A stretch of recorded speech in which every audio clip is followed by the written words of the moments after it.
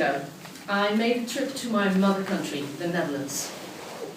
Now I noticed that every time I visit, I get more sentimental. And I'm sure expats in the audience can relate to this.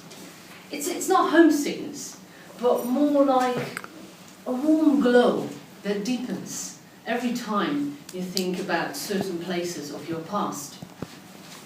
I sense that most profoundly on the road trips that I make with my mum through the Dutch countryside. This area, south of the city of Rotterdam, has a typical Dutch flat landscape. Being under the sea level means that it's surrounded by artificially constructed hills, also known as dijken. And on top of these dikes, we are driving through the green polders and the villages until we reach the home where I grew up. It's a detached house, right next to a dike. Lovingly renovated by my dad, it had a massive garden and a dog. And not just a dog, Mr. Toastmaster, fellow Toastmasters and most welcome guests, but my first BFF, best friend forever. My black Labrador retriever named Sjimmie. And I always associate this house, although it's completely unrecognizable now, with that beloved dog and the amazing bond we had. A bond we shared from the very first moment that we met.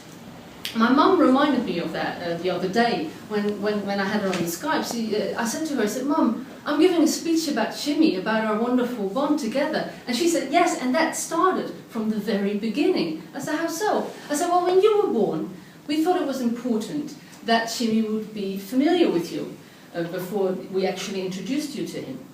So we gave him your first worn romper." I never forget the first time we showed you to him. Sjimmie saw you from afar, rushed back to the kitchen to where his sleeping corner was, and came back with your romper. In fact, the first few years, every time he saw you, he always came back with that romper. In spite of his young age, he was just 3 months old when I was born. He was very patient with me. When I was a toddler and I was trying to pull his ears and prick in his eyes, he would just turn his head away. And later on, when I was trying to play donkey on him, he would just sit down and just wait until I got bored. On a happier note, I always used to give a goodnight kiss to Sjimmie, in the most cheerful kid's way possible. Sjimmie! I cuddled him to death. And Sjimmie, well, he just lay there on the kitchen floor, his front leg spread out, his chin on the cold tiles, and occasionally he would turn his head. And sometimes, when he had a long dog's day of sleeping and walking, and his favourite pastime eating, he would turn his head around, and you could clearly hear him sigh through his nostrils.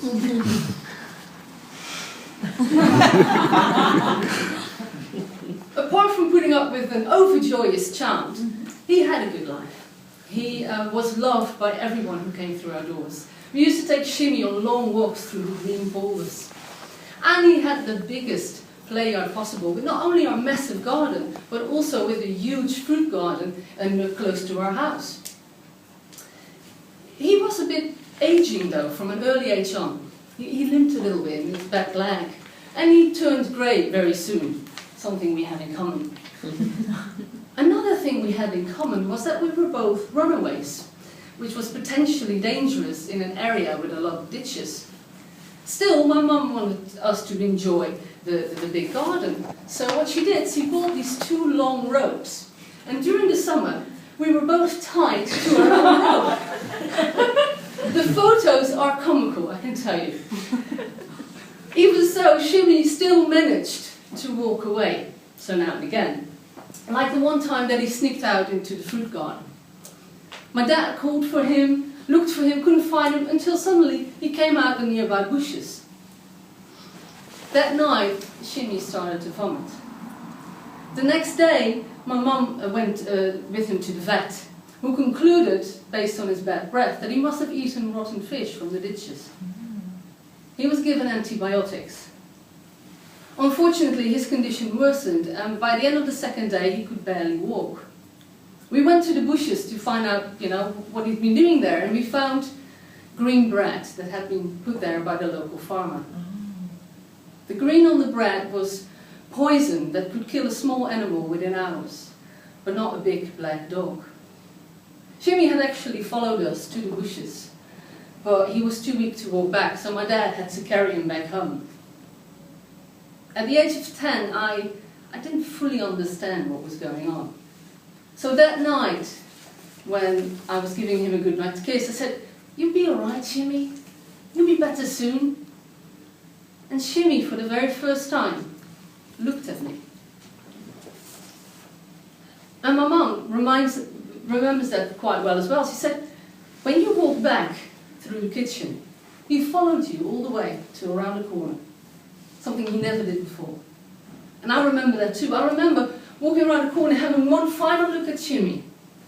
And he looked straight at me with his brown, sad eyes. "Bye, Sjimmie." The next day when I woke up, I found a little note on my bedside table. "I've taken Sjimmie to the vet, Mum." I was so excited, because of course the vet must have found a magic pill for Sjim and we would be back together in the garden playing. I heard the front door opening. I guess that's Sjim! But all I saw was my mum with ridiculous big sunglasses. Sjimmie had died that night. He was so much part of our family. And even though his last days were painful, even for us, when I think back about our dear dog, all that remains is a warm glow for that deep friendship that I had with him, as I see each other in my mind's eye running through the garden, tied to a rope. That is surely a fine reason to be sentimental. Mr. Koten.